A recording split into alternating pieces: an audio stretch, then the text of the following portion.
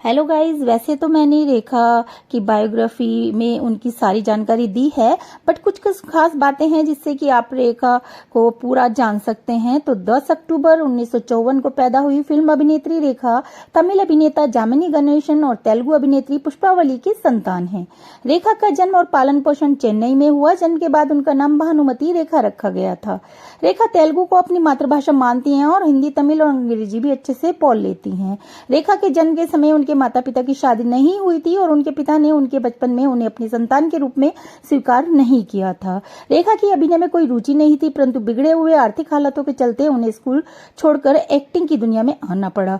रेखा ने 12 साल की उम्र में एक तेलुगु फिल्म से अपने करियर की शुरुआत की, जिसने 3 साल बाद उन्हें एक कन्नड़ फिल्म के हीरोइन के तौर पर शुरुआत हुई।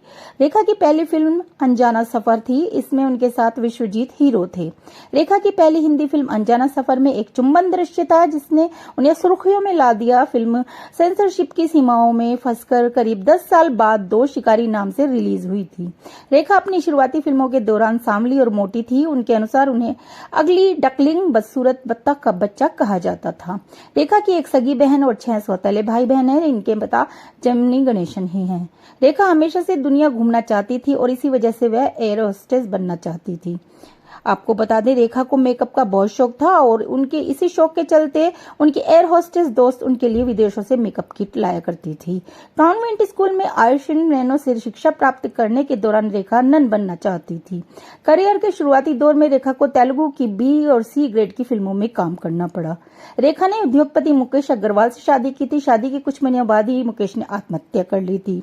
फिल्मी करियर के दौरान रेखा का नाम अमिताभ बच्चन, राज बब्बर, विनोद मेहरा, नवीन निश्चल, जितेंद्र, यश कोहली, शत्रुघ्न सिन्हा और अक्षय कुमार के साथ भी जुड़ा।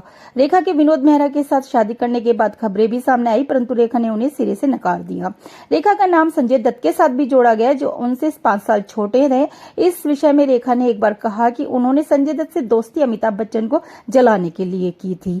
अमिताभ और रेखा एक दूसरे के बेहद करीब रहे। अमिताभ की संगत में रेखा की शख्सियत में गजब के परिवर्तन हुए। वे अपने लुक के प्रति सजग हो गई और जिंदगी को देखने का उनका नजरिया बदल गया। रेखा को डबिंग का भी शौक है। उन्होंने नीतू सिंह की आवाज में फिल्म याराना और स्मिता पाटिल की आवाज में फिल्म वारिस में डबिंग की है। और आपको ये भी बता दें कि रेखा को गाने का भी बहुत शौक है और उन्होंने संगीतकार आर डी बर्मन के कहने पर फिल्म खूबसूरत में 2 गाने गुनगुनाए हैं। रेखा के जबरदस्त लुक के पीछे कोई स्टाइलिस्ट नहीं है। वे अपना लुक खुद चुनती हैं। रेखा समय की बहुत पाबंद है और सभी जगह नियत समय पर पहुंचती हैं। रेखा और हेमा मालिनी बहुत अच्छी दोस्त है। रेखा हेमा मालिनी के स्पीड डायल पर हैं।